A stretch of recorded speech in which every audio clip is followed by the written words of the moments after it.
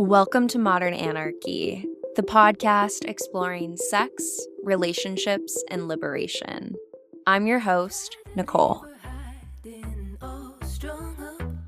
I tried to keep her quiet, but she's screaming inside of me.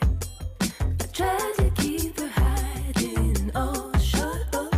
I tried to keep her quiet, but she's a wild, wild woman. On today's episode, we have Karolina join us for a conversation about reconnecting with our healing wisdom. Together, we talk about intentional drug use, getting curious about our triggers, and being present enough to experience pleasure. Hello, dear listener, and welcome back to Modern Anarchy.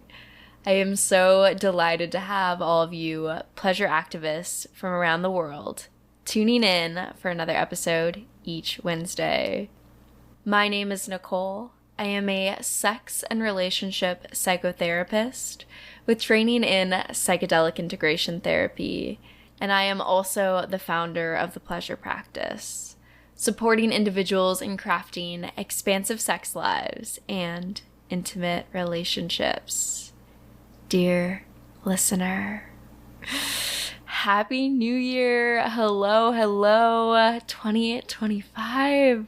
How exciting. I am dearly looking forward to 2025. This is the year that I finish up my schooling. I become Dr. Nicole. What a crazy, crazy journey it has been. And so I am really excited to be hitting that finish line and to be celebrating that big milestone with you this year, dear listener. And I just want to say thank you. Hi. Thank you for tuning in. Thank you for coming back each week. 2024 was a big year of growth for the podcast. And it is truly all of you, dear listeners out there, that are growing this show and making it what it is. And so I just want to say thank you.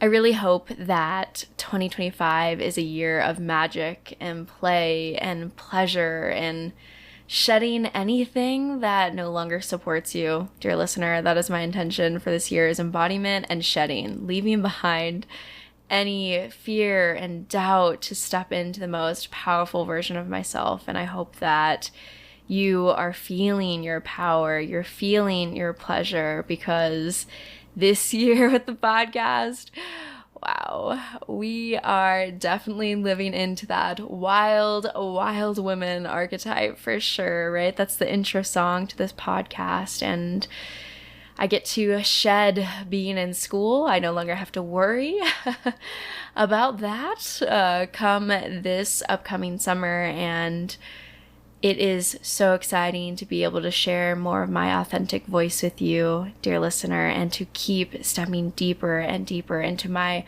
wild embodiment. And I am so honored to have you as a part of that journey. I'm honored to have you tuning in each week. So thank you for riding out 2024 with me, and I look forward to sharing 2025 with you.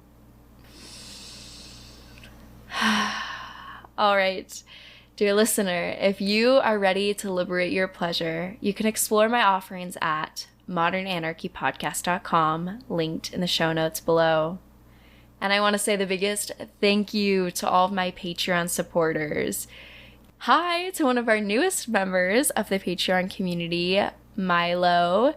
Thank you for supporting the show. Thank you for joining the community. It is a pleasure to have you. And dear listener, if you want to join the Patreon community, get exclusive access into my research and personal exploration, then you can head on over to patreon.com/modernanarchypodcasts, also linked in the show notes below. And with that, dear listener, please know that I am sending you all of my love. Happy New Year. I'm so delighted to have you here, and let's tune in to today's episode. Well, then the first question I ask each guest is, how would you like to introduce yourself to the listeners? That's a very good question. Because I have so many hats I wear. Well, I'm Karolina Mikos. I'm a medical doctor, holistic practitioner. I'm a dancer. I do women's work. Now, lately, also been more involved in event organizing. I also do public speaking. So just a lot of hats that I wear. But I feel like my biggest passion is my work with psychedelics. Such a joy to have you in this space. So thank Mm, you. thank you so Yeah. much. Tell me about the work. Where does the story start for you? Take us all the way back. Oh, they could. Yeah. So let's actually talk about my psychedelic work because I think that's the Sure. work that I actually can kind of pinpoint where Right, it right. started. Totally. Well, when I actually was in medical school, I read a book called Mind Over Medicine, and Mm, that book actually changed the trajectory of my career because cool. it kind of blended the scientific method I've been involved in because I also used to be a chemist before I went to medical school, so lots of hats. Sure. But that book introduced me to spirituality in the context of science because I've also been always very spiritual, but I thought they were just two completely different worlds that just do not want to talk to each other and Right. they shouldn't talk to each other. But that book by gynecologist MD Lissa Rankin, she convinced my left brain about spirituality that it's a thing with the placebo effect. And Mm, so, really diving deep in the placebo effect that really showed me that the power of our belief system and our mind is so powerful. I just, yeah, so that kind of like snowballed into my curiosity about finding out more. How can I understand more the power of our beliefs and our thoughts, our emotions? Like, how do they all connect and how can they be even measured? Because there's, of course, now scientific ways we can measure that. And so I was very interested in holistic medicine at that point. This was before my residency. And so I knew I did the whole traditional residency. I did in my residency in internal medicine here in Chicago, actually. But I knew that's like, okay, this is great. I'm learning all the science, all the pharmaceutical ways we can heal patients, but there was always something missing. And so after practicing for 4 years, I actually did a I was doing travel medicine all over the cool. country, California, Hawaii, Wisconsin, Pennsylvania, and so forth. I started burning out, Mm, and there's something within me that started calling me to, hey, remember that book? Remember Mind Over Medicine? Let's kind of dive into that a little bit. Maybe it's time to transition into this holistic medicine you've always wanted to do, hmm or at least for these several years.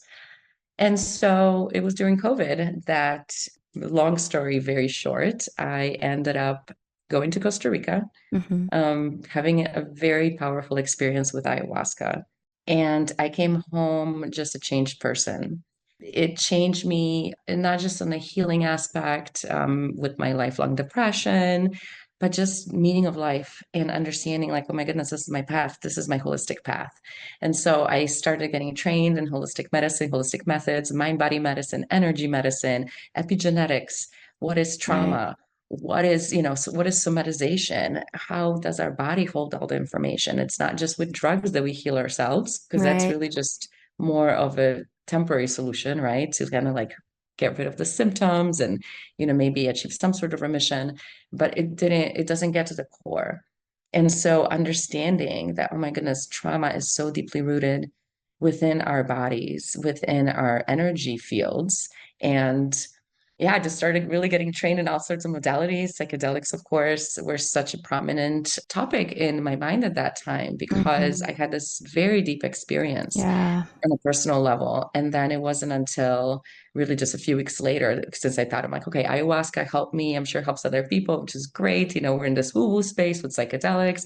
I've done tons of psychedelics before recreationally, back in my hmm college days. I just never thought it would be helpful. So I thought it was just like Mm, a fluke, maybe just so happened, to have really have such a yeah. deep impact on me. But within weeks, I ended up attending a psychedelic conference through Canada. And the whole weekend, just my lab brain was so happy to see all the data, all the science Sure. that have been happening for the past decades, actually, especially the past decade, exponential growth in clinical trials and studies, and really resurfacing of these beautiful compounds that have been used all over the globe for thousands of years. And Mm, we're just now in the Western medicine space recognizing them again. And right. so it was kind of a no-brainer. I'm like, okay, so all of these things just pointed like, okay, I gotta quit. doing Western medicine. I Mm-hmm. have proof now that not only personal experience, but also data to back this up. And so that's really how I started my whole journey of holistic and psychedelic medicine. Powerful, powerful. Thank you Mhm. for sharing. Thank you. Yeah, and I just think about, yeah, given the Western context, the war on drugs, all of the messaging, right? How powerful it is for someone within your credentialing as an MD to be able to speak about this, right? Because we need that sort of power to work within the power structure Mm, that has had so many problematic views on this medicine and drugs in general, right? So mm, it's such a powerful space to have you speak about mhm. this with your credentialing. Thank you so much. And yeah, it's absolutely true because we had all these studies actually happening in the 50s and 60s, as we know. And then unfortunately, or fortunately, everything happens for a reason. So I'm sure even that point in our history was needed to kind of teach us now kind of what not to do, maybe, and how we can learn from those mistakes that were made in the 50s and 60s. But we already had so much data and so much healing potential. And it's almost a crime that we had that withheld for almost 5 decades, if not longer, to be Hmm. in this war on drugs that clearly has never served anyone. And it clearly doesn't work because there's always been underground stuff happening. And I don't mean just Hmm. with psychedelics, of course, but all sorts of other illegal drugs, trafficking, we all know about that. And so Hmm.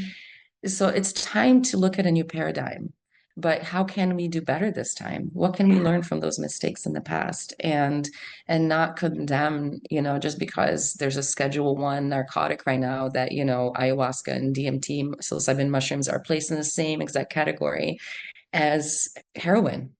I mean, even cocaine, which we know is super highly addictive, is not even Schedule 1, it's Schedule 2, because there's some medical benefits. But, to have these compounds that we know from thousands of years from indigenous cultures and to still have them classified with no medical, use. And it's just almost like, what are we even talking about? Like, can we even have a real conversation here? No.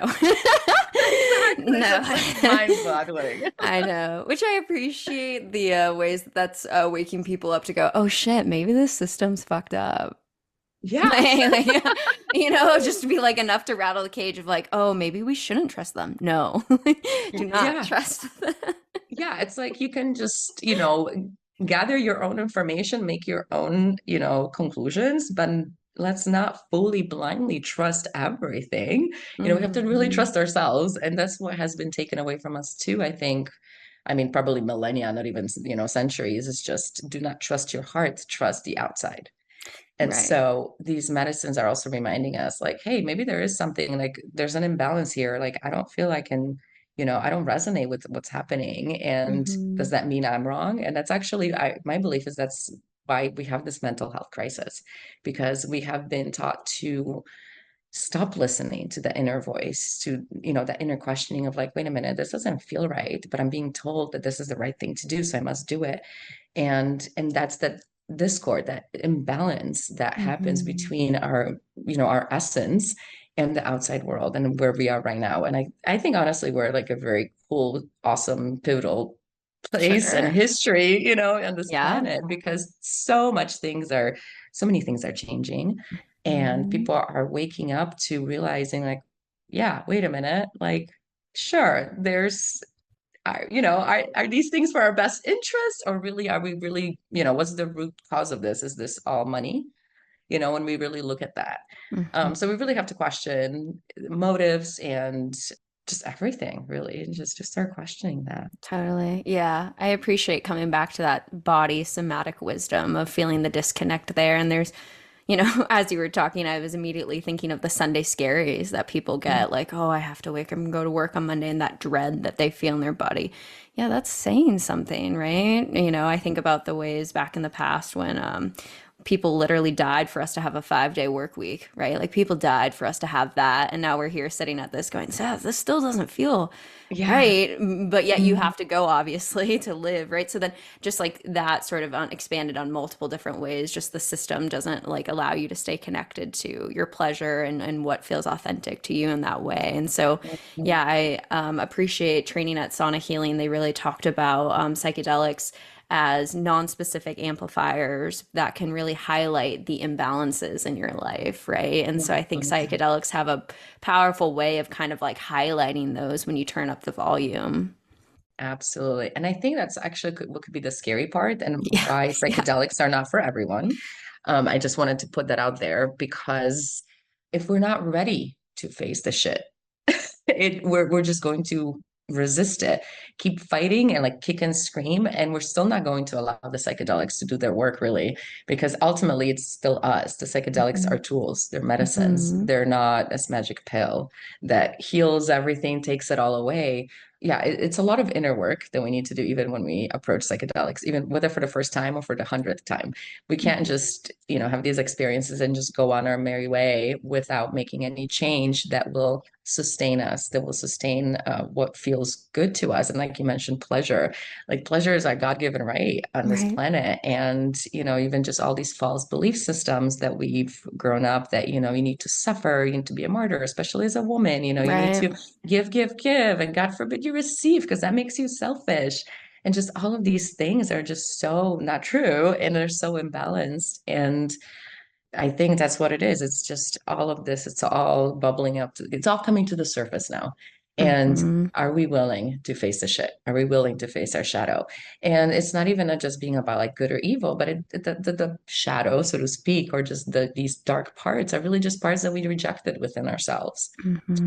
I also have some like basic training in IFS therapy. Cool. Not a therapist by any means, but for those of you who do not know internal family systems, it's a model, it's a therapeutic model based on parts.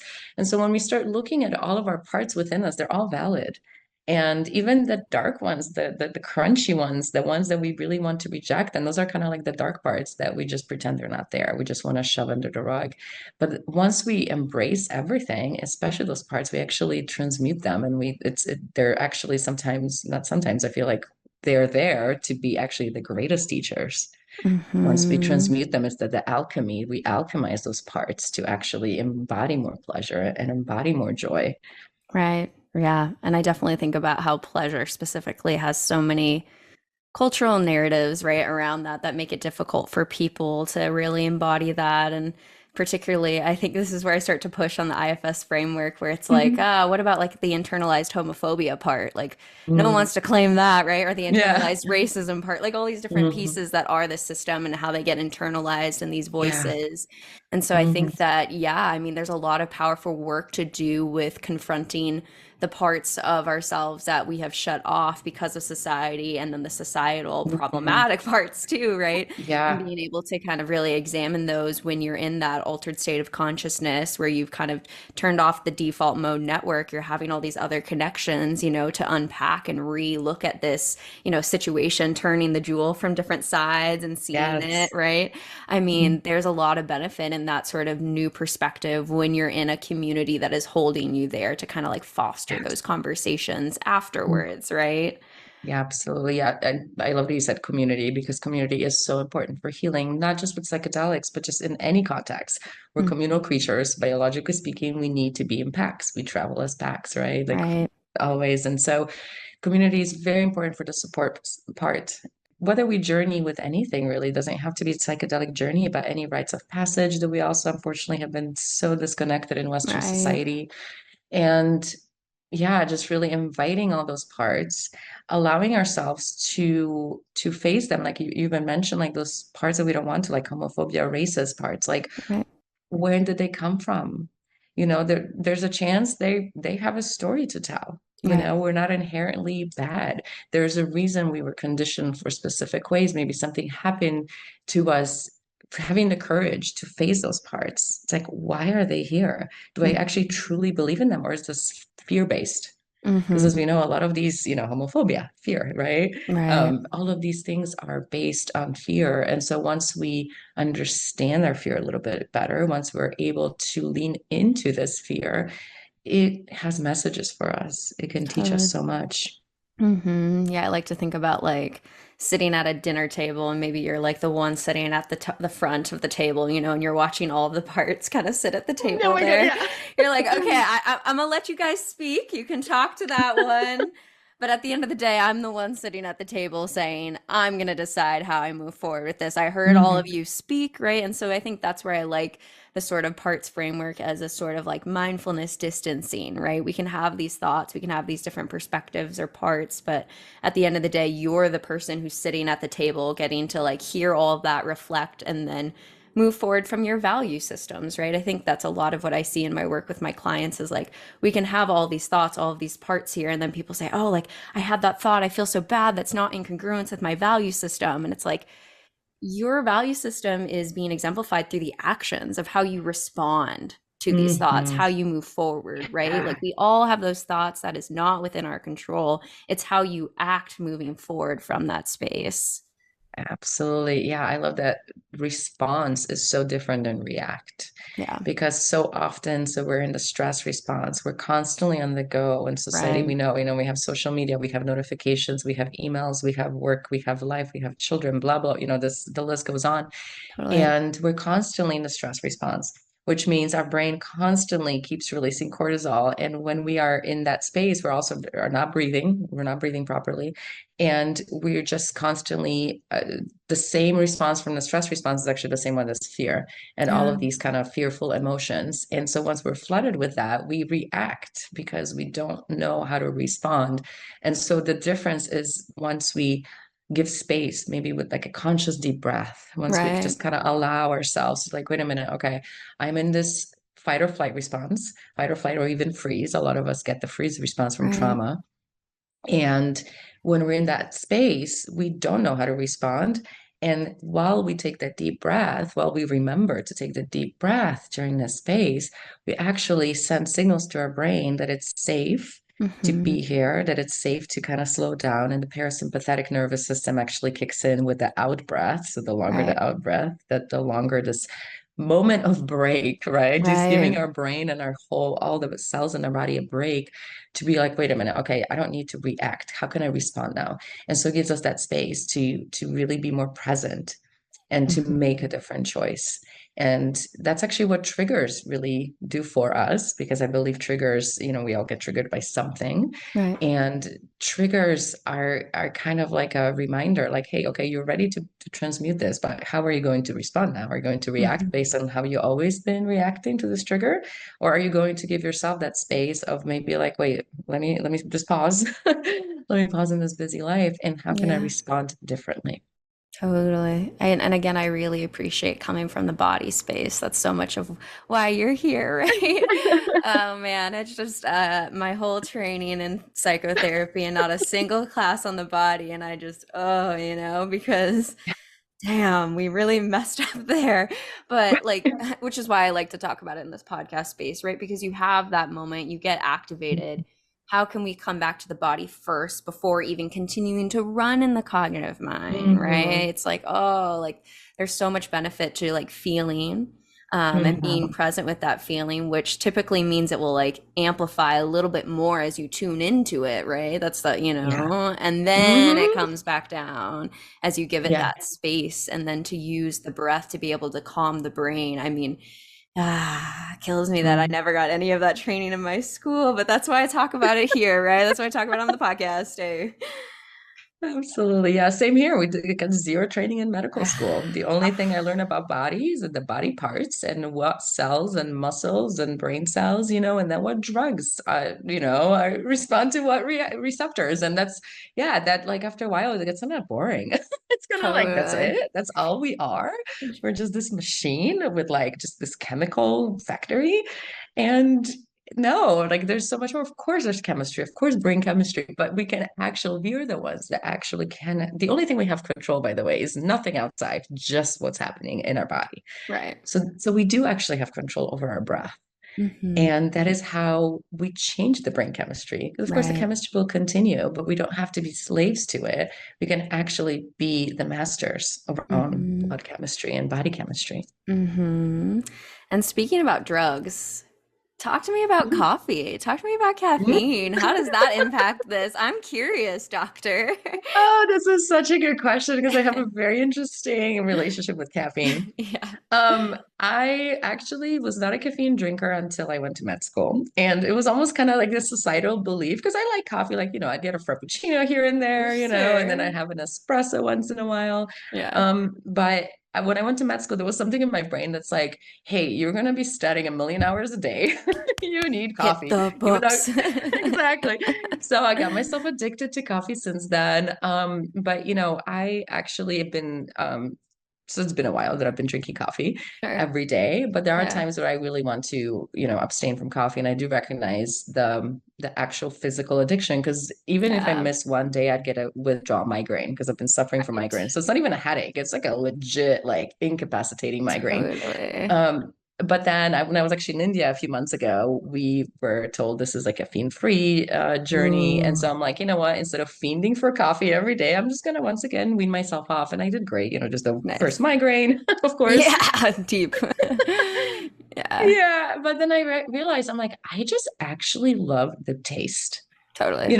So there's nothing, and I love tea. I'm actually drinking it right now, and I drink like, I don't know, 5 cups of tea a day, if not more.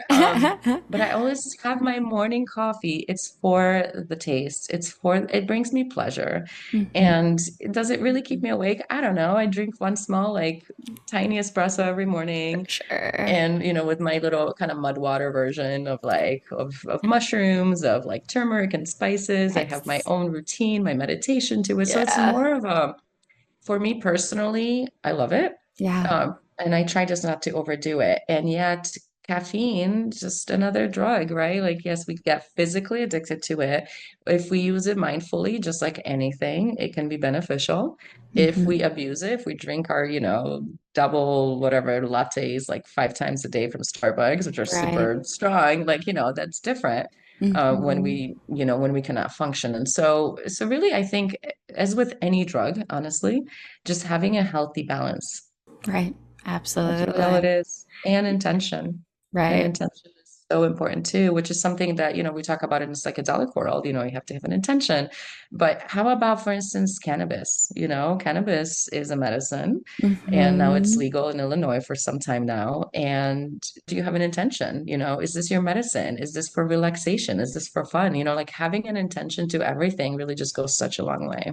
Yeah, both on and off drugs, right? Like even I think Absolutely. about Yeah. teaching yoga, right? And having that attention or waking up and Mhm. journaling and having that intention. And, usually we say like, oh, if you don't have a specific intention, then it's open intention. Oh, I'm open Mhm. to presence. I'm open to the unfolding and I'm open to all of that. And Yeah. yeah, it's really about the intentionality to the rituals that you're engaging in your life, right? And Mhm. everybody's body chemistry and specific embodiment will be different. For me, it's just I laugh when I look back on like being diagnosed with generalized anxiety disorder, which felt accurate at the time. And at the time, I would be drinking like 2 cups of coffee in the morning, Mhm. right? And being like, this is Mhm. fine. And Yeah. now where I'm at, I'm like, I can't even drink a cup of coffee without getting that like anxious feeling in my body. And I feel Mhm. like that's another aspect of like the whole mind body connection that Yes. frequently doesn't get looked at is like these other drugs are impacting you. And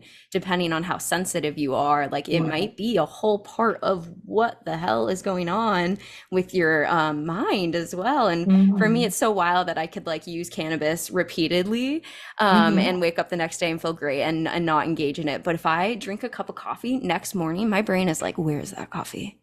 Where Right. Yeah. is like it is stronger than any cannabis Mhm. Yes. experience the next morning. And I'm always just like, damn, coffee, that's the one that's legal. I mean, it makes sense, capitalism, right? Like run, run, run. Right. But like, damn, it's intense. So I just appreciate a holistic take to all of the drugs, right? That's a frequently Mhm. one I take a substance use class. And are we talking about coffee? No, we're not. Yep. Okay. But half of Mhm. my anxious clients, right? Like I should Yeah. be checking in, like, how much coffee are you drinking in the morning, my Yeah. friend?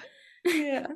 Absolutely. Yeah. So important to really understand and not judge because people are so quick to judge, just like you're Yeah, mentioning, this is coffee is just another drug, like, alcohol, cigarettes, all being legal, that, totally fine because you go to the corner store, you buy all three, but God forbid, we legalize mushrooms and God right, forbid we federally legalize cannabis because right. that's a drug. Now that's bad. And it's like, okay, well, we clearly once again got that story wrong. Mhm. But also to be open to learning seeing that, hey, it's really our intentional use of anything. And of course, some people need more guidance than others because, all sort of like addictive behaviors, we know that it's not, it's easier said than done, just do whatever with intention. But educating Right. people that, whenever you're engaging with any substances, even with food, food can be a drug when we're overindulging or not enough or whatever. So it's all about intention. And that really ties into that mind body practices, that placebo effect that I learned. So, that I like changed my life. We Yeah. know that the placebo, it's like you get a sugar pill or a regular pill, like an actual pharmaceutical agent, and you'll get the same result in so many subjects in the No. clinical trials. And so, what happened there? So we know that as soon as we believe something, we can actually make it manifest. And so, if we believe that this cup of coffee is going to keep me awake all day and it's just, for pleasure, then yes, just drink that your one cup of coffee. But there's also people that, think that caffeine is the worst thing on the planet, Yeah. so don't drink it, but just like Right. let others do their thing. And so, yeah, so there's just intentionality.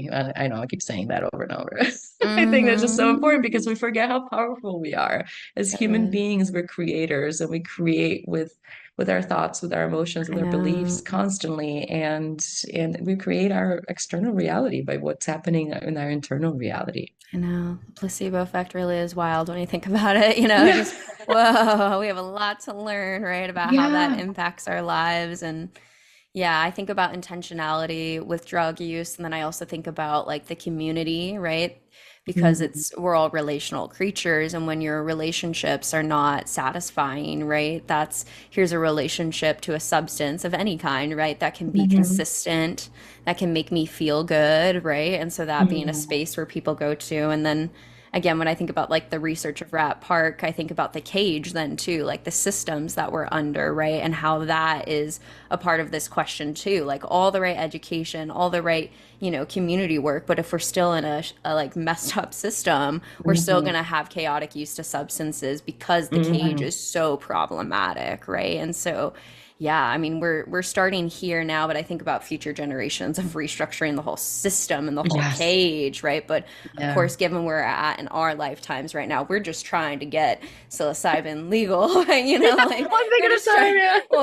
well, but eventually let's, once we relearn and reconfigure those future generations, and I think that Yeah. is what's interesting, right? Is watching how the generational divides, um, are unfolding, right? When you're in your young teen years and you're on Netflix watching Michael Pollan's and documentary, your brain is being shifted in ways that when the older generations with Reagan and all that, like we're just talking about radically different paradigms of understanding the healing potential here. And so I'm very curious to see how that unfolds over our lifetime. Absolutely. Yeah, I think that's why it's such an exciting time to be alive right now. We're all here for a purpose, and I think that's what it is because the core, the foundation is shaking. So maybe it's us now unrooting that foundation and just understanding like, okay, this no longer works. There has to be a different way. And yeah, just seeing just the exponential growth and change in society that just happened in the past 50 years and it keeps exponentially Mhm. changing. I mean, even with like social media, just 20 years. Like I've actually Right. sadly been on Facebook since it first started and it was only for college students and I was in college at that time. Amazing. So it's been 20 years. So literally half my life I've had this platform available and it has radically changed. Like when I joined in 2004, I had no idea that this is where we would be 20 years later Right. and just how much things are changing. But that's what it is. It's the joy of witnessing this change and being, how can we be a part of it? That's really, I think, and a very important question that we can ask ourselves. I can be either resisting this change or I can be proactive and see how I can, how I can influence, how I can support, how I can serve, Hmm.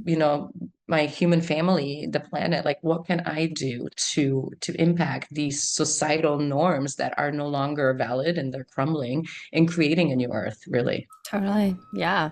And that's where I think about the privilege that we have in this space, particularly, to use that privilege then to speak about these things, right? Oh, I had a trip Yeah. where I experienced ayahuasca. Okay, I'm going to use my platform to actually push this edge a little bit further, right? And Mhm. so then taking those risks, taking those leaps, right, within the privileged space that we do have to actually be like, hey, like this is happening, this is real. I Mhm. think that's really powerful. And I also think, about this medicine is helpful for all people, all genders, right? Of course, but I am thinking about, you talked about women and particularly even just speaking to my own experience in the medical system of various times being taught specifically with reproductive health, right? Because Mhm. that's a really fun space Yeah. of like,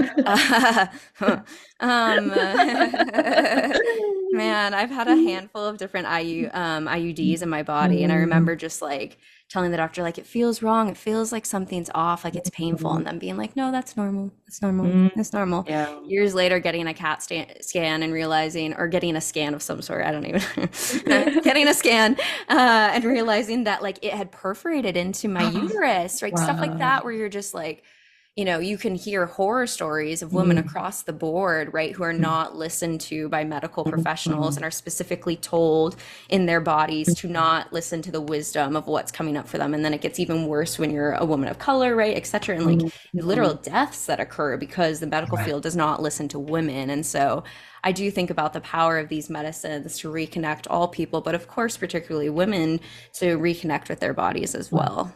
Oh my goodness, you're touching on such an important topic because, yeah, let's talk about the medical system a little bit. Roar! I know, right? Roar! Let it I know a out. little bit about it. Yeah, Um, you do. This is your so space. this is my space, and it's sadly it's the space I was kind of brought up in the sense that I've always wanted to be a doctor since I was 6 years old, and I wanted to Sure. serve, so I was always interested. I was always the nerd who would just be telling people, actually, this is how you do this, and that's how you cure that, and that's what you need to do. Until of course, I went to med school, I realized I was wrong, but it's a whole other topic. But no, Totally. so every study that has ever been done in any clinical trials on any drugs was always done on men. And this is just in a recent, yeah, so Woo. let's just kind of sit with that for a minute.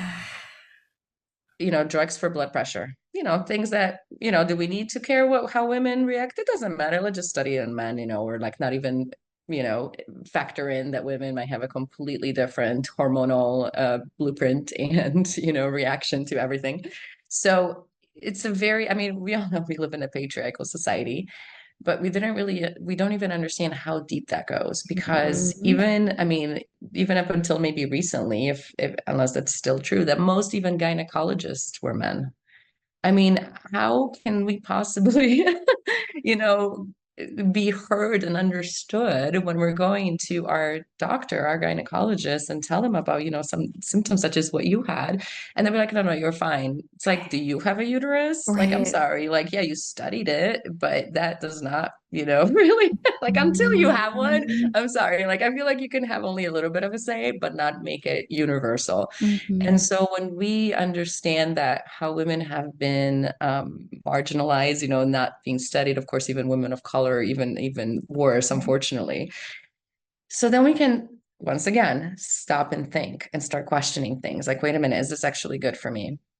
And so based on the cycles too, so that just kind of leaving it there because there's still a lot of rage within me that, Good. there's Good. it's it's there because it sucks and it's unfair. Mhm. And And yet, this is our, once again, it's our opportunity to do something about it, to understand and to learn. If nothing else, we can educate ourselves. Like, hey, okay, maybe what my doctor is telling me is not 100%, the truth, or, they're obviously doing the best they can. And I'm not saying that they're doing this, in a malignant way. Right. It's just the way we've been trained. And it's also like the way we're trained in the Western medical system is like, we're also kind of trained to get that arrogant, being like, oh, everything else is wrong because you're not an MD. It's like, you don't know anything. You Reiki practitioner, psh, that's nothing, right? I have no scientific proof of that. So I'm going to fully reject it. That of course is changing, thankfully, because there's a lot more, thankfully, the complementary and alternative medical, that's what they're called, to the Western world, CAM, all the basically all the other practices outside of allopathic medicine. Right.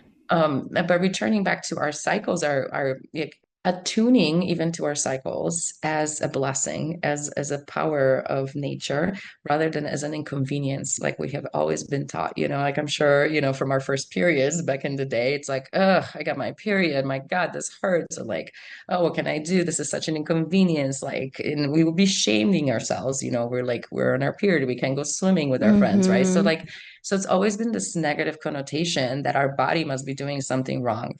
Mm-hmm. And instead of celebrating, that is our rite of passage, that ritual that we don't have in this society.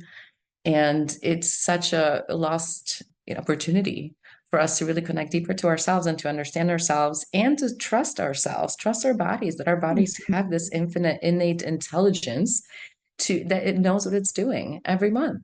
Every Mm-hmm. month we shed our lining and every month we rebuild it again. And we don't have to think about it, like no medical, understanding will ever will ever allow us to be like, oh, what do I have to do now? Ooh, which hormone do I need to release for my brain? It is done automatically and through this intelligence.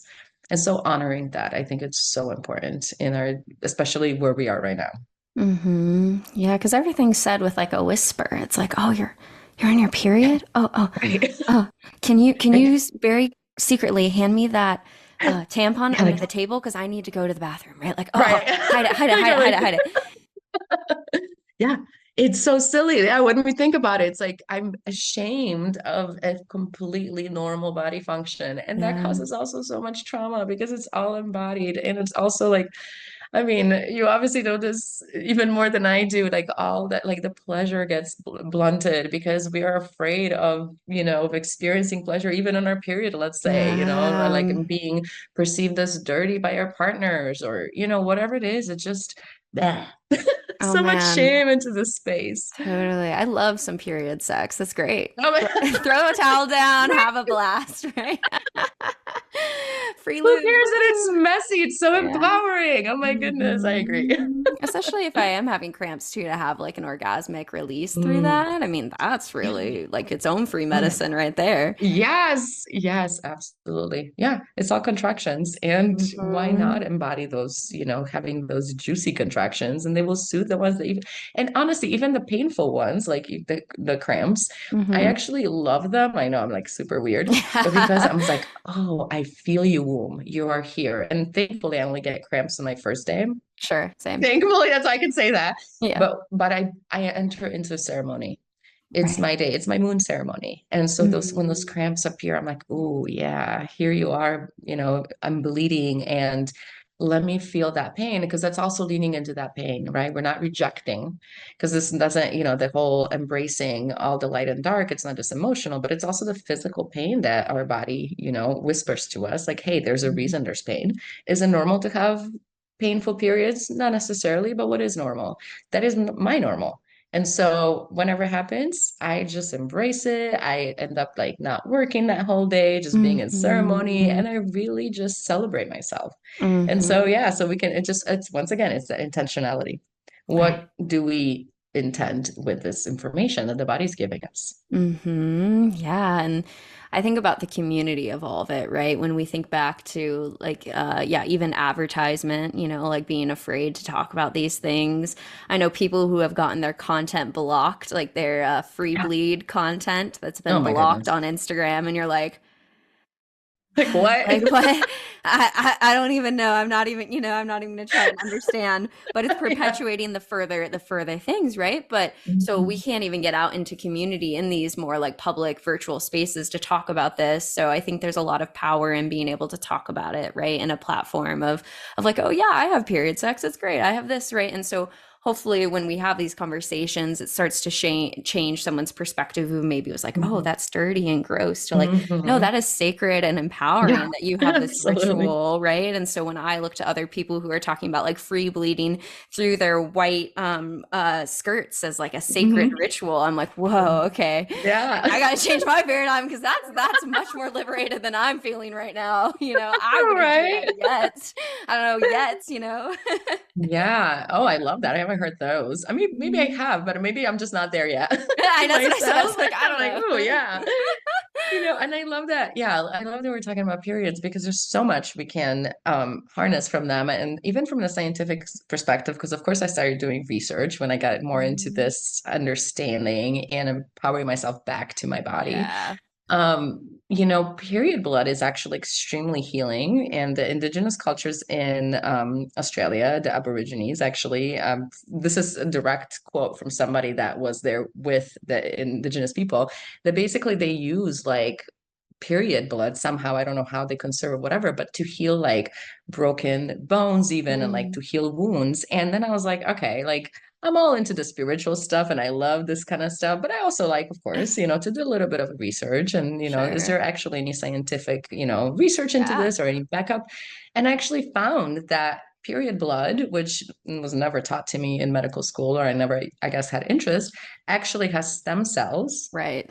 which means that they can heal pretty much any wound. And there's been starting to be research be done on using menstrual blood to heal diabetic foot. And so just Mm. as a little bit of background, diabetic foot is just a complication of longstanding diabetes because diabetes actually kills the nerve endings, and feet are usually the first to suffer because of course the longest nerves get damaged first. And a lot of the complications would be to amputate the feet. So, Mm. in really long-standing, poorly controlled diabetics.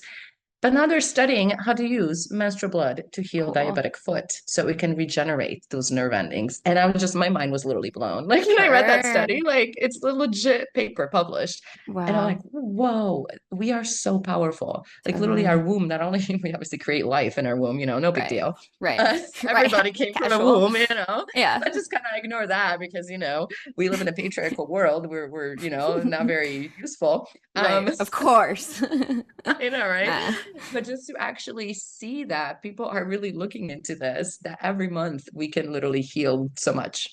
Sure. Yeah, Mm-hmm. it's Well, fascinating. this is what happens when men start the field, right? And they name the pudendal nerve. Yeah. All the shame, shame, shame, Yes. bad, Yes. bad, bad girl, man, man. Like Yeah. it's Oh my God. Yeah. crazy. Let alone to like, oh, I have like the life-giving force coming out in my blood that could heal things. Like, what a different paradigm that I think Yeah. people could step into in terms of like their ritual every month Mm-hmm. of like seeing what that is for Mm-hmm. what it actually scientifically is rather than Yeah. the decades centuries of patriarchal Mm-hmm. shaming around Mm-hmm. the uterus and what comes from that. It's Mm-hmm. wild. And just how Yeah. that changes your outlook because again, like yeah, just thinking about pleasure, like even if you are open to having period sex, just the shame of it all, of like, oh, this is Mm-hmm. gross, this is bad, versus, yeah, this person's getting to play with my sacred life force blood. What a Yes. yucky bastard, like that Yeah. is such a different energy than like, So oh no, did it get on the towel? Ow. right. Like, So different. My goodness. uh, Absolutely. Oh my God. yeah. Yeah, absolutely. And I just Hmm. wanted to just say one more step about, maybe for women Totally. who are hearing this, listening, and Yeah, they want to empower themselves to do something totally. new and maybe different into their practice. I've since I've started using the Diva Cup, I Sure, guess, me too. for so many reasons. Environmental was actually my primary reason, Sure. because recognizing like, oh my God, all the tampons, they're just Right. one-time use. Even though I've been using organic tampons, at least I'm like, oh, I want to get absorbed the best stuff. But then recognizing like, wait, this just goes to the garbage, and I'm really Right. just contributing to more pollution, more, Yeah. suffering on the planet. So ever since I started using it and also doing research and reading and, some training too through the psychedelic community, collecting blood from, through the Diva Cup, which is so easy, and then giving Mm-hmm. it back to Mother Earth, Mm-hmm. that is so powerful. Just, I can't even describe just these small steps that we take to honor ourselves, honor the planet, and its reciprocity. It just goes such a long way. And not just, the manifesting, and everybody wants to manifest and lead a beautiful life, but just really to connect ourselves to the core, Mm-hmm. recognizing that we are creatures of the earth, that we are made of earth, water, air, and fire, our spirit, right? And we're the same. We're just a different manifestation of the divine of this earth.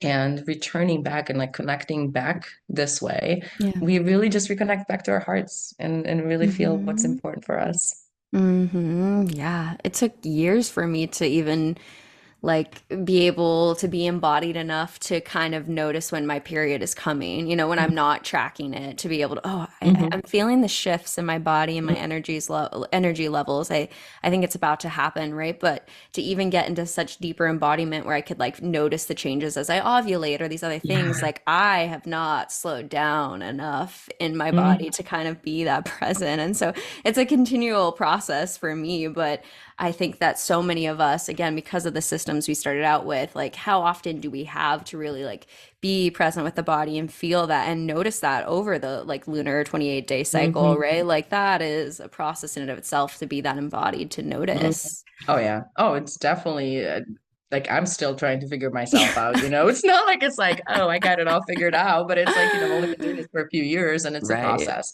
because Hmm. we have busy lives. We're not just there like, okay, where am I today? What are my hormones? We don't Right. always have that No. space to just really focus that much. But it's because it's usually when something goes wrong that we're like, well, wait a Right. minute. Oh, Right. I'm paying attention to what's happening in my body, right? So it's Right. only but we don't have to wait until something goes wrong in order to really attune ourselves to our bodies. And so it's definitely a process. Yeah, like there's each phase of our cycle is also for different, different embodiment of our energies. Like there's definitely the phase for resting. There's definitely the phase for being active and, empowering ourselves and, Hmm. being driven and go out there like our ovulation stage. That's like the goddess stage, right? Because it's basically being like, I'm ovulating. Here I am, right? So like we're the Totally. most kind of like creative and and Hmm. out there. And then of course there's the post ovulation and premenstrual phase when we're like what's happening, And so that's and understanding that it's okay. All of those are perfectly normal and they're perfectly valid. And stop being shamed by like, oh, are you PMSing? You know how like That's some bullshit. men Yeah. would be asking us. Yeah, like I swear to God, like when people just thankfully I've never really had such bad PMS symptoms or like I don't really have symptoms, I would say, to Hmm. be shamed that way, but I cannot stand when people be like, oh, she's PMSing, that's why. Well, yeah, and Maybe she is. it's a leftover remnant from like Yeah. bullshit science, remember? Because they used to Mm-hmm. say back in the day, they'd like justify, well, this is why like cis women can't be participating in sports because they're just not functionally, they have their period and they just like can't Mm-hmm. do that. It's too Mm-hmm. much for their feeble bodies and Yeah. of course their feeble minds. Right? Yeah, of Like course. you're just like, and that's the science, right? So like I think it's like remnants of that as we continue to get out Mm-hmm. of like, oh, is it because of this? And it's like, no, I can run marathons, I can run Mm-hmm. business meetings, I can run Mm-hmm. dungeon scenes, like I can just run all of it while I Yeah. bleed. Okay. Mm-hmm. And Mm-hmm. maybe even a baby on the hip, Yeah. sit down, So I think it's Yeah. really, as we unpack this, and I always think about like just Margaret Sanger, like 100 years ago in the 20s being, um, going to prison, being arrested for talking about contraception. So again, like Wow. we're just talking about like 100 years to like even have a Mm-hmm. conversation about bleeding, right? Let alone Mm-hmm. contraception or these other things. Like Yeah. there's just so much that we're going to continue to go through as a society as we continue to shed, judge, Mm-hmm. and critically reflect on the bullshit science. Absolutely. Yeah. And it will take time. And actually, speaking of bullshit science, Yeah, go for something it. similar about, no, go for Yeah. it. Like, I have so much of that. Hmm. I don't want to shame my medical community because, of course, they're doing No, great things too. critical is Uh, important. but there we go, being more critical. So even like the whole pregnancy, like you're only in your prime, up until 35, and after that, your chance of conception, you basically become a geriatric pregnancy. I Like, first of all, know. like, are you kidding me? The Like, words. yeah, like, are you really calling me a geriatrician if I'm 35 and pregnant? Like, just even the shame of that. So that study that we're basing all of our information in the 21st century was done in like 19th century French women who clearly had a different life expectancy at that point, Uh, and everything was different. And it was just not even really repeated, but we're just going based on that assumption that like, oh, well, after 35, we must be infertile. So you might as well just throw us away and just like, boom, geriatric pregnancy, super high risk. I mean, can it be high risk? Absolutely, depending on obviously your whole lifestyle up until that point, but it doesn't automatically make your chance of pregnancy being super high risk and geriatric by on top of that. So So yeah, so I think it's just something very important for like older women such as myself, Yeah, I love the who air still quotes. don't have, yeah, air quotes, exactly. I'm air quoting older women because I would definitely be considered a geriatric pregnancy if I were to get pregnant. And to me, it's like I still feel young. Like I still want kids. Like, am I afraid it's gonna be high risk pregnancy? Absolutely not. Because if I'm meant to be pregnant, like I've been keeping healthy and I know my body much better now than even when I was in my 20s. And so it's just even that is such a shameful part. Yeah. Right. Because a lot of women want to still have kids, later on. And, some don't, which is fine too. But the ones that do, they're just being so shamed into even trying, and that just another layer of damage that has been done, and Right. not on purpose, but we need to uncover these things. Yeah, the power of language, right? Hmm. Geriatric. Yeah.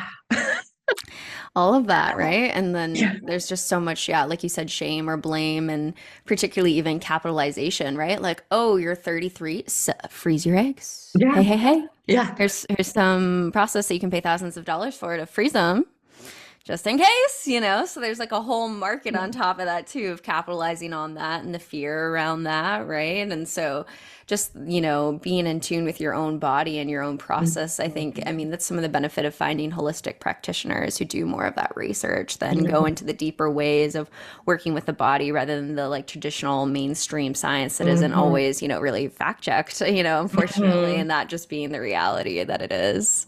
Yeah. I think that's the kind of the damage that I'm noticing, that it's just any science is now just absolute. But when we really look at science, which I'm a scientist. I was a chemist, like I mentioned, an Yeah. analytical chemist at that, so super analytical, Right. even my medical degree. But it's not absolute. Science is just a measurement of the truth.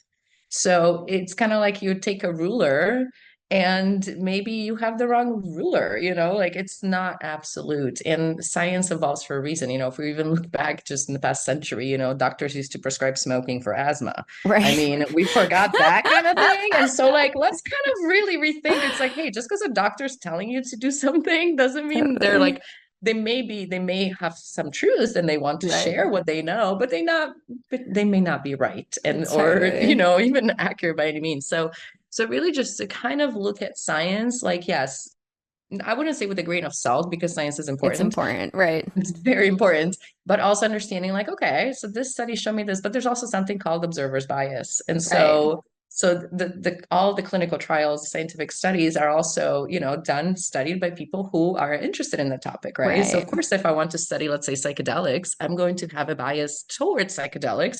So I'm going to make sure that my data, that I publish only Mm-hmm. data that's like, yes, it's proving my point. Mm-hmm. Same thing with anything really. And this is actually why we try to double blind control studies, but the placebo effect Mm-hmm. always, of course, shows up.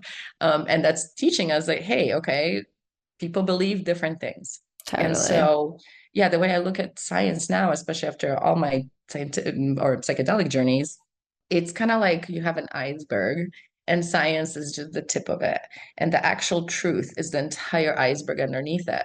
So can Mm-hmm. you extrapolate just what's on the tip to the rest of it? I mean, it's an estimate of the truth, which is very valid, but you're missing all the other components too, perhaps. Right. Right. Yeah. Once I studied physics and you learned about like quantum mechanics and how observing Mhm. the atom changes the trajectory, I was like, Yeah. oh shit. Yep. Do we know anything? Oh no, but like, Uh, but it's important, right? Because we do yes. in some ways. I want to know the lethal dose of this drug. Yes. I want to be very, Absolutely. very clear. Science is important, right? So I Absolutely. want Yeah. to know what that lethal dose is. And if I break a bone, I want that scientist to know how to Yep. fix that damn bone or that organ, For okay? sure. But Yeah. then go ahead, yeah. No, no, sorry. I'm just gonna, we absolutely need science. We absolutely need Totally. medicine. We need surgery. We have so many beautiful advances in emergency medicine, intensive care, all of the acute care medicines. And so, Mhm. yeah, to honor that too. And of course, yeah, I'm not gonna Right. go get my bones set by my Right. neighbor. Right. I'm Exactly. a doctor. I'm just gonna make sure to go to somebody who actually has the knowledge and the science behind what to do. Totally. And I think Yeah. that's where like even it gets a little bit trickier too when you think about like psychological research, right? Like that being really like a space of the intangible. So much of our Mhm. psychological experience is about meaning making and narratives and the story, Mhm. right? Even if we just go back to like, yeah, the period example, right? Like, is this the shameful thing or this empowering sacred space? And then that is actively going to change your mindset of when you go into that sex experience of feeling Mhm. shame, sadness, right? Versus Mhm. pride and power and embodiment, right? Like Mhm. that's directly related to the narratives. And so when we're studying psychological research, it gets even more messy of like Mhm. who defined the Yes. variables, how, you know, Mhm. which data points were lobbed out of the set because it didn't fit the Yeah. norm that you line that you were creating in your research. And it was just so mind-boggling for me to like learn about the inner rater reliability of some of our diagnoses for like the listeners, like that inner rater reliability being like do clinicians consistently rate this person with the same diagnosis, right? And so reading into some of that and hearing that generalized anxiety disorder and major depression have a reliability that is as likely as chance Mhm. to get consistent across the board from clinicians. Oh no.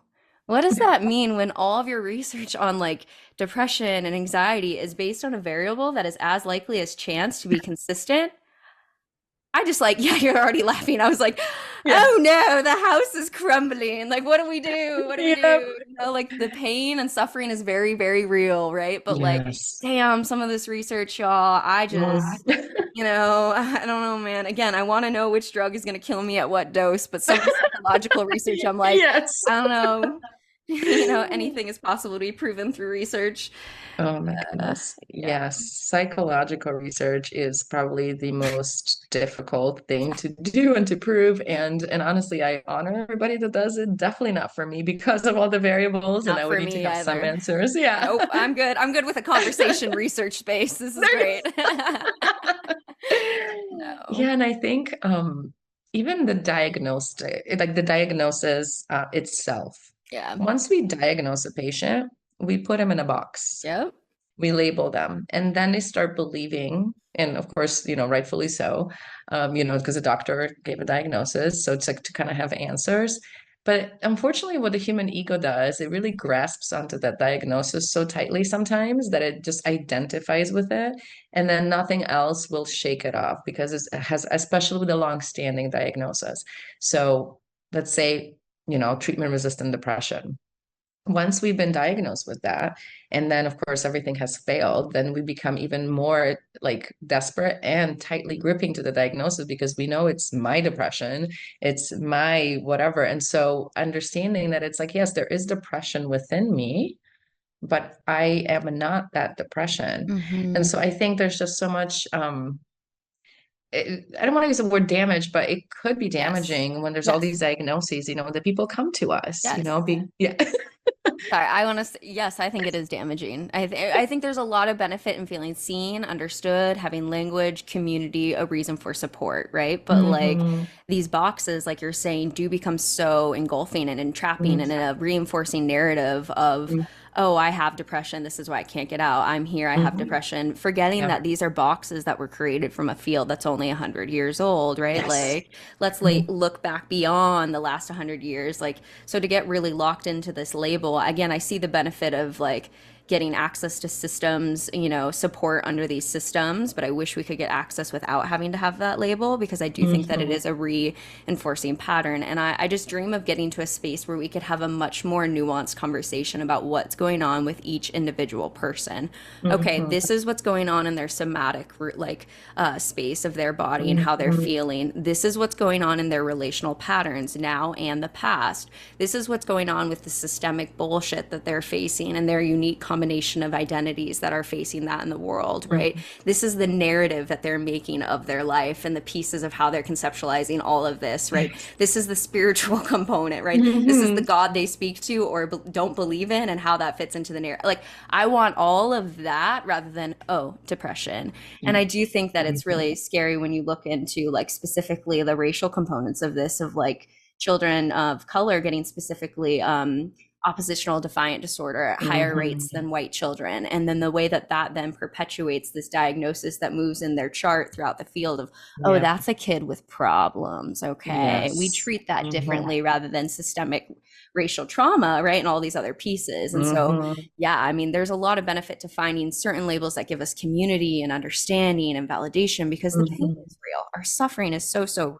But these labels then can also create harm depending on who's giving Hmm. them and what it means and what it says about that person for that label. It's scary. Absolutely. Like you just said it so beautifully.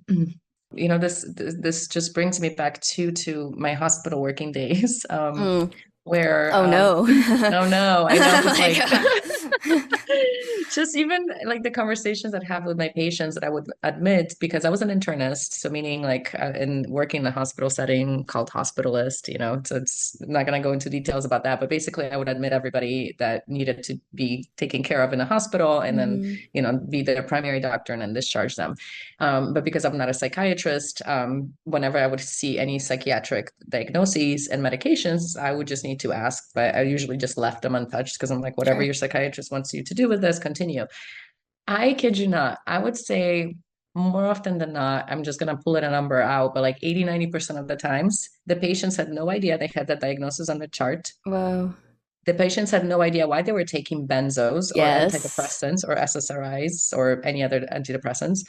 And I would just be like sitting there being like, oh my God, like I'm not your primary doctor because I'm only seeing you for a few days here in the hospital. I may never Mm. see you again. So it's not really that's actually not part of, you know, my job to kind of reconcile everything.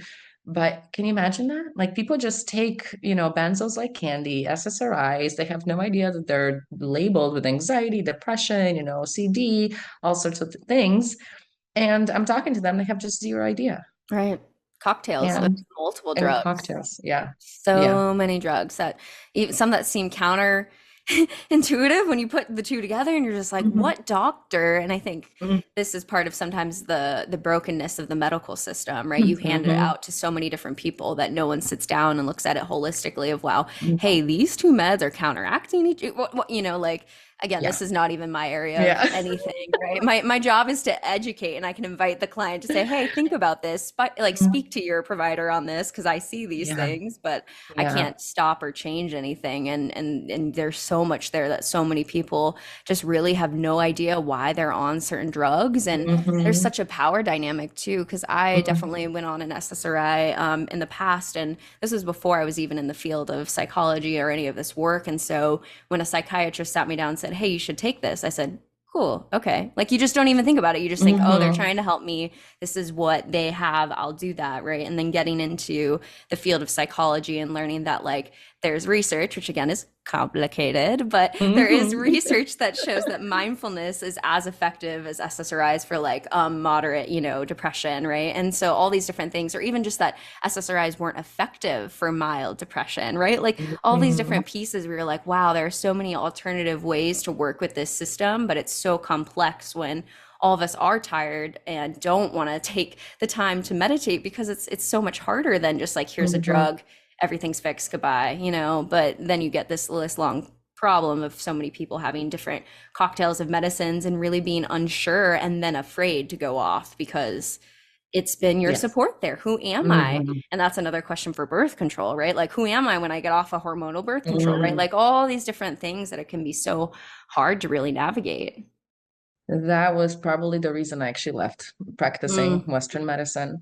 As a hospitalist, basically, I would, like I mentioned, I would admit patients, and sometimes they would just have 20 to 30 medicines, and they had no idea what they're taking them for. It was always very refreshing to have that patient that actually knew exactly everything, which is like, oh, thank goodness, so you actually know yourself. yeah, But because of my white lab coat walking in the room, I would get that, there would be that huge power differential. right. Because no matter what I would say, they would just take, they're like, yes, doctor, Totally. I'll do I'll it. But trust I'm like, you. no, but what do you want to do? Like, why are you on this? Do you know it? And so it became very frustrating for me because I did not want to be that weird, you know, omnipotent, you know, Yeah, doctor who just tells you what to do and you do not give me any like feedback. Like there's no, it's a partnership. When you come to see any healthcare provider, it should be a partnership. It should not be this like patriarchal paternalistic relationship where you blindly listen to your doctor and don't question them at all.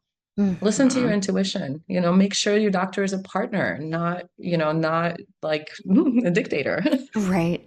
Yeah. And in psychotherapy too, that's like one of the first things I do when I have a new client is like, I hope you can tell me that you disagree. I hope you can tell me that what I said was Mhm. stupid or you're mad Yes. at me or like any Mhm. of these things. Like, please invite that into the space to try and dismantle that. Cause otherwise it is such like this like Mount Olympus, like listen to the leader in such Yeah. ways that discredits your own intuition and your own healing. And that being like the biggest piece here, is being able to empower people to have that mind body connection and to feel empowered in that. And I think I enjoy when I get to talk to people about psychedelics, right? And the conversation doesn't stay to just the drug, right? It goes to all these Mhm. different areas because when we're working with psychedelics, it's all about the set and setting, right? The Mhm. drug is a tool, it is not the magic bullet. And Mhm. so when I have these conversations about psychedelics, ultimately we're talking about all the different set and setting pieces that are going on to our experience, right? Because again, if we Mhm. just talk about the drug, we're missing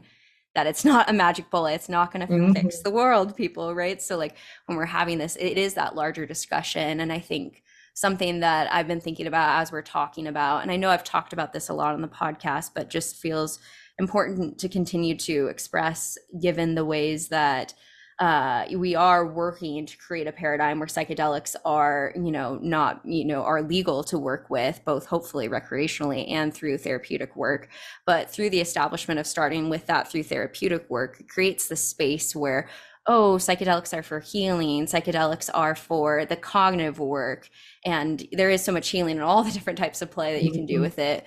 But one of the important things I think about is the connection to the body, right? You can spend all of your psychedelic session thinking, processing, getting different narratives, but you can also spend your psychedelic session connecting to the body and Mhm. just the body, right? Of course, thoughts are going to come up, but you can always come back and really like use this medicine, this tool to be able to like really build that mind body connection in that amplified state. And so I think about the power of that, not just as the cognitive, but like truly to spend time in meditation with that amplified body state to feel that. So that way, when you come off the medicine into your ordinary state of consciousness, you've already established those neuronal pathways. You've already established that connection. And then the power of that to change these larger systems. The more we are connected to our bodies, the more we're going to roar and like scream and have rage, rightfully so, right? Oh my goodness, so beautifully said. Absolutely. I feel like for any preparation, even before I ever work with anybody, who's doing psychedelics, preparation is key because if you do not know how to tap into your body before you even enter a psychedelic space, it's not going to, I mean, it might still be beneficial, might still show you what you need, but the body is so important, at least through the breath. Like Yeah. if just some conscious breathing and tuning into our body's messages. And we don't have to have answers. Our brain's not just going to be like, okay, well, this pain is means this, trauma with your mom back in, when you were 7. It's not going to be that necessarily that overt, although it may be, but it's what does my, how does my body feel when I take a deep breath? Mm-hmm. Where is their tension? And having this practice as well developed as possible before entering into psychedelic space will just take us so much further in any therapeutic space with psychedelics or beyond, and then even afterwards. And so, yeah, the body connection is just mind body. I mean, I cannot stress that enough how important it is. Mm-hmm. We have ignored the mind, emotions, and all sorts, and even our spirituality or lack thereof in the medical community for far too long. I Mm-hmm. don't know why we kind of had that schism between kind of like church and state, right? Back in the day, but it's Mm-hmm. like between Totally. spirituality and science. It's like it's time to blend them together because there's so much information in our body, and that doesn't even have to be spiritual. It's just being in the body. Just the mind is so expansive. As we talked about the placebo effect already, it's our belief Right. system is so powerful. So let's harness it. Let's not vilify it.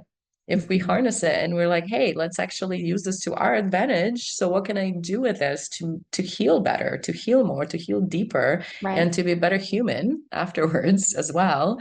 Sure. It's so important. I just, yeah, especially breathing. Like I Hmm. even read a study recently that pulmonologists, lung Hmm. specialists, do not know how to consciously breathe at all. Which is kind of like, really? You're like you don't even look at the rest of the body. You only look at lungs and you don't even know how to breathe, you know? Totally. Well, that's how I feel as a yoga instructor, where I'm just like, I forget sometimes. I'm like, oh, damn it. Come on, come on. That's the one point is the breath, the pranayama. Come on. Yeah. And it's like the simplest thing too, Yeah. it's free, it's Right. available at any time. And I feel like Right. as humans too, we like to complicate things. But once we just like return to the basics, just return to our breath, it doesn't have to be Mm, meditating in a lotus pose for 5 hours, no. just breathe, while you're talking even, right? Or like while you're driving. Just Totally. keep breathing consciously and recognizing what's happening in my body, because as you mentioned before, when you breathe, you're giving your body the break of like, oh, let me see Hmm. what's available here, let me respond, not react. Totally. Yeah. Coming back to like pure present, like the now. Mhm. And Yes. again, because that just constantly happens, right? We'll get lost. Oh, did I say something weird? That was, and then you start to spin, spin, spin. Now, Mhm. oh, right now, I'm here. Right now, I'm Mhm. here. Right now, right? And hopefully in a way that we create space for us to process the past. We don't want to just Mhm. completely run over it because the past patterns do impact our future movements, Absolutely. right? So, Mhm. I think that's important too. But to come back to that pure presence and noticing again and again, I think is so, so powerful for our mind body connection. And I think that one of the things we usually do when we are preparing people for psychedelic experience is the week before inviting them to start that like mindfulness meditation. And Mhm. it doesn't have to be like you said, like, yeah, sitting down in lotus pose. Most of us don't have the privilege of like having that amount of time to sit down. Like you said earlier, maybe you have two kids running around playing constant. Like, when are you gonna, like alone Mhm. time? God, when? So I think it's important to remember that like open awareness meditations can be so powerful, right? You're driving, okay, I'm going to be present in this moment right now and notice. Oh, I notice Mhm. the cars. I notice the sky. I notice the temperature of the car, right? Like all this sort of stuff Mhm. that you can come back to pure presence that isn't as like sitting. That's often some of the hardest part is to really just sit. One of my favorite meditations is rock climbing, right? When I'm on the Mhm. wall, I am present with that right there, right? Nothing else. And then those sorts of skills both transfer into the psychedelic space so that you can be present with where your mind, your body is going, right? And then that Mhm. also transfers to like the day to day. The more that you can be in pure presence, right? Which means embracing the pleasure, which means embracing the pain, because those are deeply connected. The more Mhm. that you can be in that space, I really feel like the more like life you really live ultimately, right? Just ultimately, the more present, Oh, like the more you're there. yes, yes. Yeah. And I think that's the challenge as well as the reward. When Right. we're present, we become available to the full spectrum of human emotions, Yeah. which Ouch. unfortunately, yeah, right, ouch, exactly, which SSRIs do such a great job sometimes to just make us super numb to all of it, Yeah. Yep. right? But when we actually allow ourselves to feel that pain, to tap into that pain, the pendulum will swing to the opposite end into the joy, and then back again to pain, because of course we Right. cannot just, the ocean has ebb and flow, it just doesn't Right. sit there, right? So like also understanding that we're just like the ocean, we're forces of nature as Mhm. humans, the emotions will ebb and flow. And being present really gives us this opportunity to fully, like you said, to sit with what is. And yes, it doesn't need to be in sitting. For instance, I meditate every day sitting, yes, but also my biggest and most profound meditation is actually through dance. Sure. So when I dance, that's when I really have ecstatic, whether I actually do ecstatic dance or other sorts of dancing. I've been a dancer my whole life. So it's Yeah. always Cool. been this connection with to my body and to my breath, because you have to breathe while Mhm. you're moving. And I Right. never even understood what a beautiful therapy it has been my whole life. Totally. I honestly feel that dance got me through so much more than I even Totally. give it credit. And just constantly dancing, it's like now even understanding more from this, somatic angle. It's like, oh yeah, that's movement. Duh. I'm just moving Right. energy and I'm just moving Right. and breath and just allowing Mhm. my body to express and to move whatever's stuck. And Right. what else do I need, body? Like, how can I support you? Like, how do you need to Hmm. move and express? So it's just, yeah, meditation doesn't have to be, just this idea of sitting still, especially when we have trauma, because it's hard to sit still when we have trauma, right? Because it can bring us into that freeze response, and it could actually be re-traumatizing for special beginners. So we need to move. We may need to just start a moving meditation, or even like singing, like chanting, like toning with our Hmm. throat, because the sound waves will actually soothe ourselves as well. So there's so many methods of meditation, which actually I don't even like calling it meditation. I call it more conscious breathing, Sure. because we're just actually putting our consciousness and mindfulness, like you mentioned, into the present Mhm. moment, into the breath, and let the breath be our vehicle to whatever experience we're having. Right. Yeah. And talk about the spirituality of that, right? Like that's originally spiritual practices of bringing the people together, having music, having that ecstatic dance right before it got really co-opted by patriarchal lineages, Yeah. right? Like it used to be like, let's bring the people together and feel and Yeah. have the beat, like the bass move Mhm. us, right? And it is so wild when you think about the spirituality and the science, because, the more that we study even just the space and universe, like we, I don't know how you don't have some level of like spiritual framework to understand the scale of the universe, right? The more Yes. we study science, it's like, oh shit, there's a lot going on here and I don't understand, right? So being able to incorporate more of that, I think, is really important. And I know that like there's some level of understanding to, oh, okay, like it's hard to move my body, it's hard to dance, right? I particularly think about women, right? Cross your legs, be a good Mhm. girl, right? Like, oh, there's no space when you're crossing your legs to dance and Yep. to get around, right? Yeah. And so for a lot of us, that conditioning is deep in our bodies. And so to get out of that, we have such a normalized relationship to alcohol. Like, oh, you could have a Mhm. drink or two and have that sort of space, right? But again, psychedelics can be really powerful for that, for people to kind of unleash and have that sort of movement and feel into that. And then particularly in spaces, right, where you can have that music in the community. I mean, that is spiritual healing in and of itself, right? Absolutely. Yeah. And yeah, the community aspect. Yeah, ecstatic dance is as ancient as humanity itself. People have gathered in tribes and communities, to drumming, to music, to around the fire under the full moon, to dance, to release, to be Hmm. together. And it's kind of funny that it's coming back now, but it's being, yeah, capitalized upon, right? It's kind of like, oh, we just invented this new thing called drumming circles. Or like ecstatic dances. By the way, I Oh love God. ecstatic dances. I'm actually about Mhm. to, or I'm organizing my very first solo ecstatic dance as an Cool. event organizer. So it's like super exciting, Yeah. because I do want to bring this to the community, from my angle as well, because Hmm. it's so ancient, it's so deeply rooted, and having also more drumming music into the space that I want to bring us into that primal nature of humanity, because Totally. that's the most primal, us connecting through sound and through movement. And I love that it's coming back, it's making a comeback. So whichever Totally. way it has to make it, I appreciate it.